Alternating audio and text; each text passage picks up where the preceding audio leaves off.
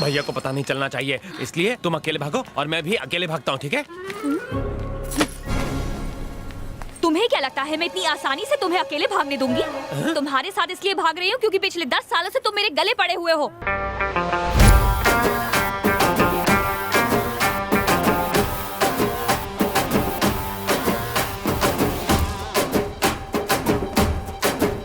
Sorry बेटा। एक हफ्ते बाद मिलने आओगी ना, वरना मैं तुम्हारे बिना कैसे रह पाऊंगा। आज शाम को ही आ जाओ ना। सब्र का फल बहुत मीठा होता है। तो फिर इतनी किस दो कि पूरा हफ्ता आराम से निकल जाए। किसी ने देख लिया तो? हमें यहाँ कौन देख सकता है? ये मैंने क्या देख लिया? ये तो मेरा भाई है। अबे ओए, ये वो लड़का कहाँ गया? कौन लड़का? झूठी कहीं की। अभी बताता हूँ, पकड़ के लाता हूँ उसे। लिंगा रुक, बता दूंगा। अरे सुन ना यार। लिंगा भैया कहाँ है? भैया कहाँ है? पूछ रहा हूँ तो बता। अबे जा यहाँ से, मैं अपना काम कर रहा हूँ।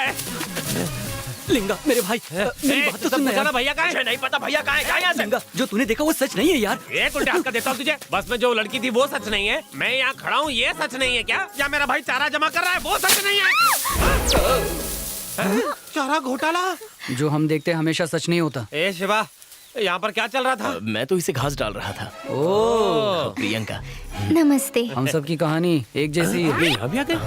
मेरी दीपिका। वाह भाई वाह, एक बस की टिकट काट रहा है। वाह, ओहो। सुनो जी। डरा दिया। ये करीना है और ये मेरी काटती है जेब। सालो तुम इतने दिनों से भैया को धोखा दे रहे हो, उन्हें अगर पता लग गया तो क्या होगा? हाँ? अरे तो क्या होगा, डांटेंगे मारेंगे, इन्हें घर से निकाल देंगे, तो हम भी उनसे दूर चले जाएंगे। हाँ, अब ये सोचो कि करना क्या है। हाँ, भैया का टिकट कटवा देते हैं। ये क्या कर रहे हो? मतलब प्यार का टिकट कटवा देते हैं, भैया को लव में डालते भैया हैं। कभी ऐसी हरकत नहीं करेंगे। हाँ। सुना है कि प्यार में तो पत्थर दिल भी पिघल जाता है। भैया के साथ ऐसा नहीं हो रहा है, मतलब जरूर कोई टेक्निकल डिफॉल्ट है। मतलब शांत हो जाओ भाई। कुछ ना कुछ हुआ होगा, उन्हें किसी बात का सदमा लगा होगा। ये तो सिर्फ एक आदमी बता सकता है, अपने चाय वाले यादव चाचा जो भैया को बचपन से जानते हैं। हाँ, तुम्हारा भाई जब छोटा था तो एक लड़की को पसंद करता था। हर सोमवार को वो लड़की शिव मंदिर में गाना गाने आती थी। वो चाहे कहीं पर भी हो, चाहे कितना भी जरूरी काम कर रहा हो, उस लड़की को देखने मंदिर में जरूर आ जाता था। फिर उनकी दोस्ती प्यार में बदल गई।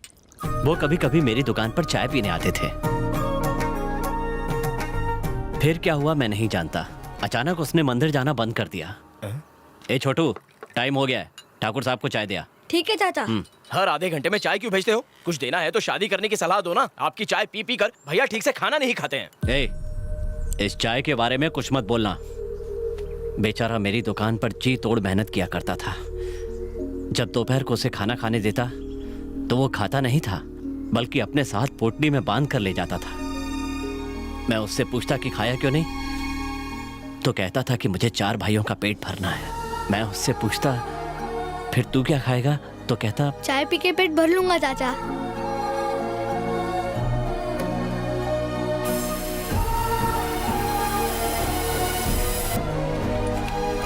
भैया चाय। स्कूल गया था? हाँ भैया। पढ़ाई अच्छी चल रही है? हाँ। Very good.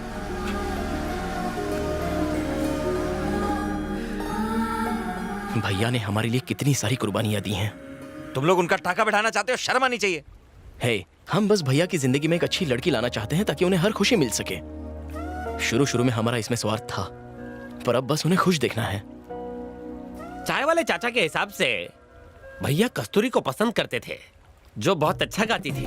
उसकी तो शादी हो गई होगी, तो वैसी क्लासिकल लड़की ढूंढ के भैया की बेसुरी जिंदगी में सुरों की पिचकारी भर देते हैं। मेरी फ्रेंड क्लासिकल डांसर है, उसका नाम महालक्ष्मी है। भैया से उसकी सेटिंग करा दो। ठीक है, कल सुबह उसे मंदिर ले आना, उसे सारी कहानी समझाएंगे। अरे तू कहाँ जा रहा है? कहाँ जा रहे हो? अरे रुक तो।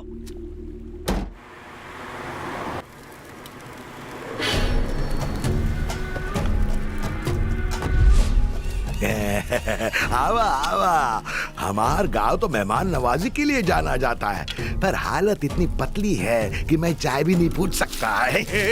पैर चल जाएगा। ठाकुर साहब ने इसकी जिंदगी की जो बैंड बजाई है, उसके आगे पैरों का जलना तो कुछ भी नहीं है। इसकी कहानी सुनोगे तो हिल जाओगे। ये अन्याय है जमींदार साहब, मैंने आपसे 1 लाख रुपए लिए थे और अभी तक 10 गुना ब्याज दे चुका हूँ, और अभी भी आप मूल रकम वसूलने की बात कर रहे हैं। अरे नहीं रे, बिल्कुल नहीं, सवाल ही पैदा नहीं होता। तुम खेती करो तो न्याय और मैं पैसे मांगू तो अन्याय है। तुम्हें लगता है तुमने मेहनत से अनाज उगाया और मैंने जो तुम्हें कर्जा दिया उसका क्या? अरे मैंने पैसे दिया और तुमने बीज खरीदा, उसी बीज को मिट्टी में ऐसे ऐसे ऐसे बोया। भगवान की दया से आसमान से बारिश गिरी और नीचे मिट्टी से फसल उग के बाहर आ गई। इसमें तुम्हारी मेहनत किधर है? फसल काट कर बेचने में कौन सी बड़ी मेहनत है? हाँ, लेकिन बीच का एक रास्ता निकल सकता है। अपनी बेटी को सिर्फ एक रात के लिए मेरी रानी बना दे। कमीने कहीं के, मैं तुझे छोड़ूंगा नहीं। छोड़ दीजिए उन्हें। आपके पैसे दे देंगे, उन्हें छोड़ दीजिए। जो भी हो, साली को देख के मुंह में पानी आ गया था। अन्याय की ये कहानी ठाकुर साहब के कानों तक पहुंच गई।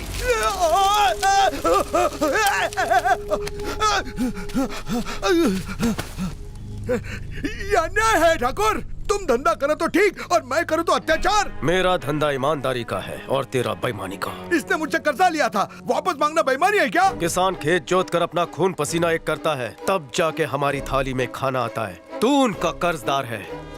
इस देश का किसान बनना गर्व की बात है। क्या कहा था? बारिश जमीन पर गिरती है और फसल अपने आप उग जाती है। मान लेते हैं। कान खोल के सुन, मेरी तेरी इसकी उसकी गांव के हर किसान की खेती तेरी होगी। शर्त यह है, खेत तू जोतेगा और वो भी अकेला।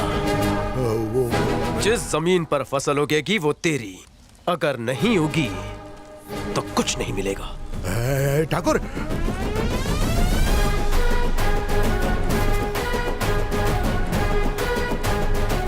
इतनी बड़ी खेती मैं अकेले कैसे कर पाऊंगा? ये अन्याय है। अन्याय शब्द अपने शब्दकोश में नहीं है।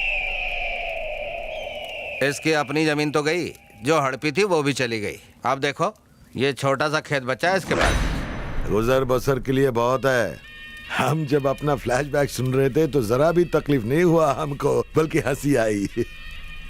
उस ठाकुर का नाम सुनते ही हमारे पैरों में जलन होता है और हमने कसम ली है कि जब तक बदला ना ले ले हम अपने पैरों को जलाते रहेंगे। वाह, शाबाश। तुम्हारी नफरत का मैं बदला लूंगा। हमार कमीनापन और तुहार ताकत अगर एक हो जाए तो उसे नर्क जाने से कोई रोक नहीं सकता।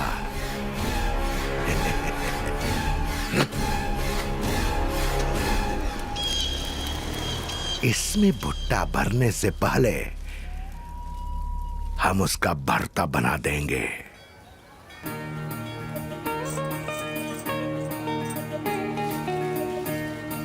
चलो भैया आ तो गए हैं, अब बस वो उस क्लासिकल डांसर को देख लें तो भैया 1 से 2 in 1 हो जाएंगे।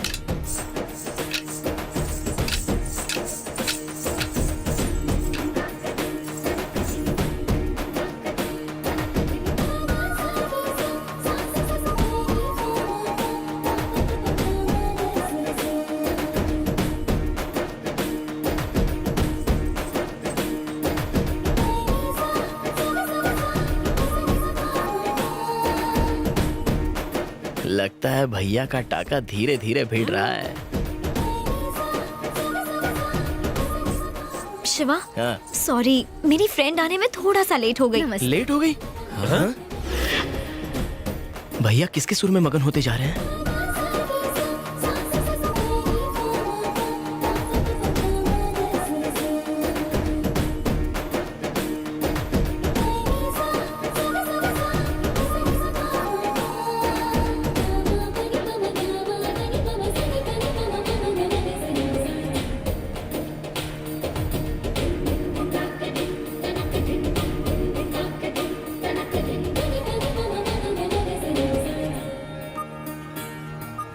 शुक्रिया। मैं जाके पता करता हूँ। हाँ, तुम लोग मेरे साथ चलो। भाभी इस डांस ग्रुप में? हाँ यार, मतलब हमारे पड़ोस में रहेंगी? ये घर ही सारी मुसीबत की जड़ है। अरे भाई रुक जाओ, रुक जाओ भाई, ऐसा मत क्या कर रहे हो? अरे बात सुनो। ये नाचने वाली है, कहाँ से रहने आ गई? क्या हो गया? माहौल खराब कर रही है। सुनो तो, हमारी भाभी भी इनके साथ ही रुकी है। हाँ। हाँ। कौन सी भाभी बे? भैया कभी ऐसा नहीं कर सकते। अरे भाई समझाओ इसे। लेके चलो यहाँ से। चलो यहाँ से।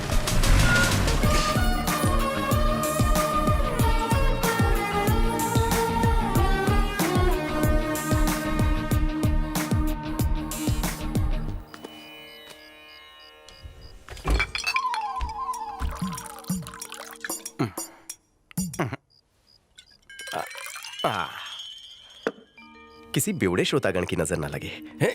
ये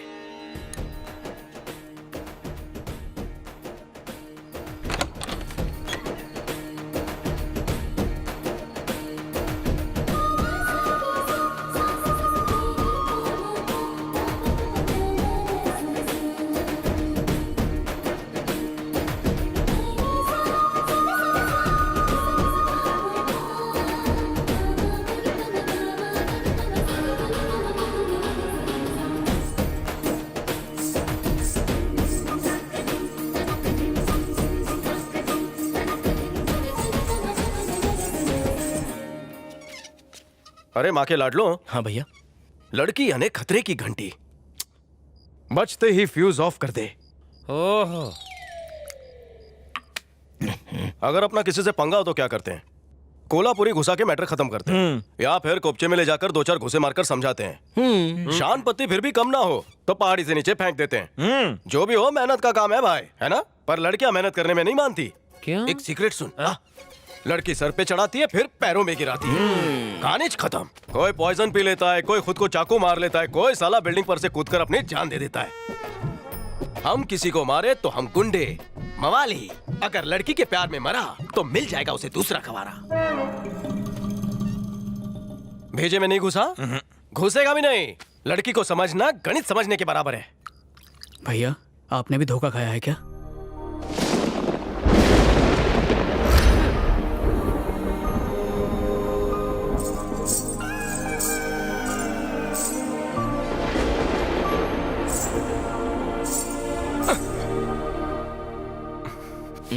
बताओ ना भैया, क्या हुआ था? सीने में जलन हैं? अंदर से कुछ चुभ रहा है। अजय। हाँ भैया। कौन सी चीज के फटने से सब कुछ जल जाता है? फटने से? बॉम्ब के फटने से? कौन सा वाले? मेरा छोटा भाई हमेशा छोटा ही रहेगा। ए लॉयर भाई, तू बोलना। अब न्यूक्लियर बम फटे या एटम बम, तुम्हारा भाई है ना, और तुम्हारे सीने की जलन दूर करके रहेगा। यहाँ मेरे सीने में जलन हो रही है और वहाँ वो ढोल बजा रहे हैं। ये सुना जाए, जा अंदर से अपना माल लेके आ। ठीक है भैया।